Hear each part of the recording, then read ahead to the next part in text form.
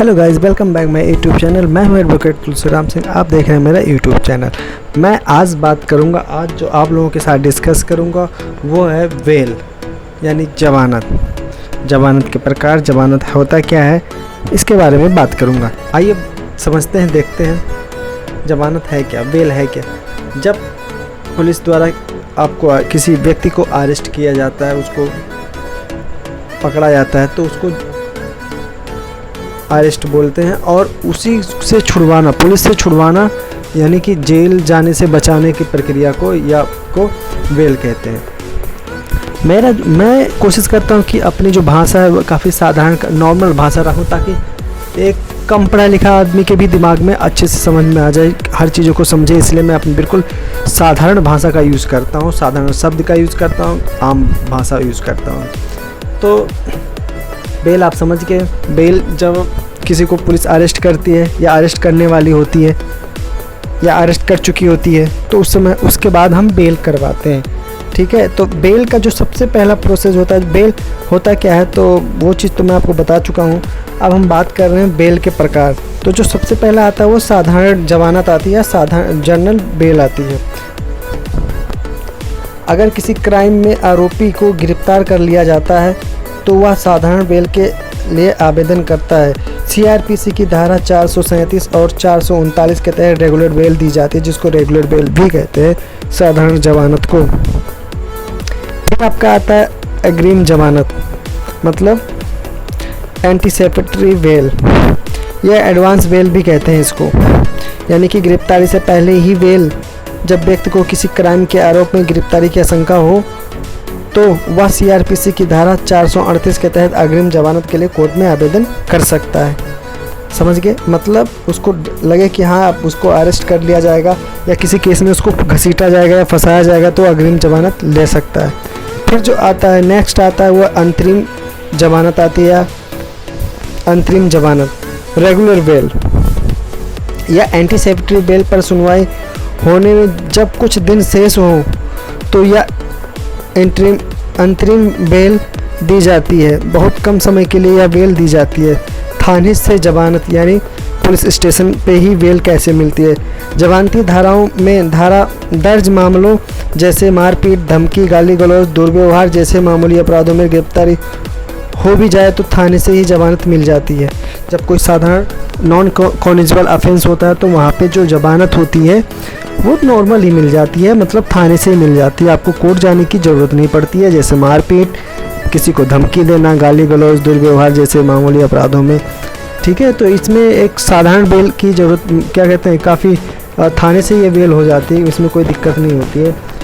कब, अब ये आप बेल के प्रकार तो आप समझ ही गए, जैसे अपना साधारण जमानत हो गई, अग्रिम जमानत हो गई, अंतरिम जमानत हो गई और थाने से जमानत हो गई।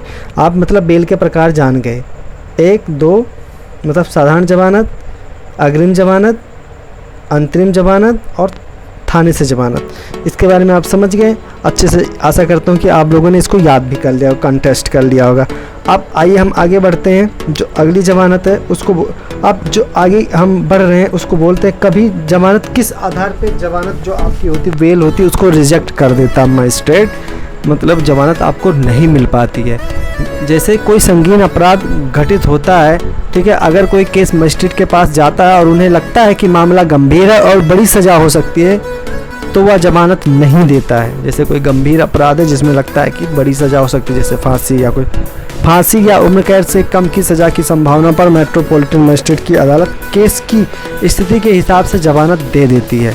वहीं सेशन कोर्ट किसी भी मामले में जमानत पिटीशन स्वीकार कर लेता है। सेशन कोर्ट गंभीर मामलों में भी बेल दे सकता है, लेकिन काफ़ी कुछ,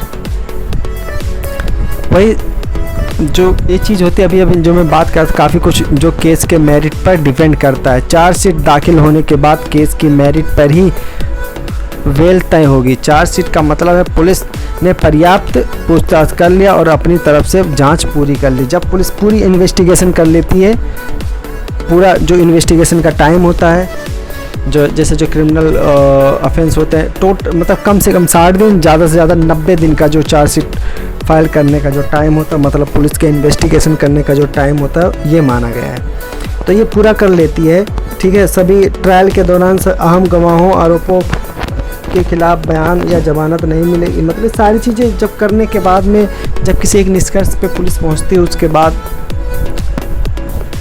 आपके जो केस का रैंक होता है उसके आधार पे फिर देखा जाता है कि बेल मिलेगी कि नहीं मिलेगी। तो ये थे कुछ बेल से रिलेटेड शब्द, कुछ बातें जो आप लोगों के समक्ष मैंने रखी है। और बहुत ही सरल भाषा, मैं कोशिश करता हूँ कि इन बातों को ना काफ़ी सरल भाषा में रखा जाए कि जो एक आम आदमी हो ना उसके भी समझ में आए। एडवोकेट्स, लॉ स्टूडेंट के अलावा जो एक आम आदमी होता है, मैं बनाता हूँ वीडियो इसीलिए इस तरह से बनाता हूँ कि ताकि हर एक के समझ में आ जाए, कैसा भी आदमी हो सबके समझ में आए। इसीलिए मेरा जो पर्पज़ होता है यही होता है।